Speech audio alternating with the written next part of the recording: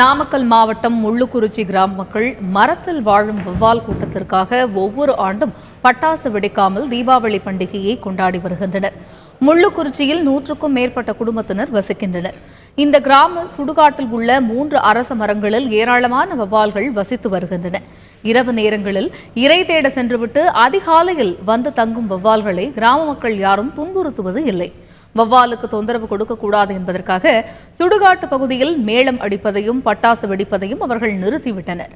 கடந்த சில ஆண்டுகளாக தீபாவளி மற்றும் விழா காலங்களில் கூட பட்டாசு வெடிக்காமல் கிராமத்தினர் கொண்டாடி வருகின்றனர்.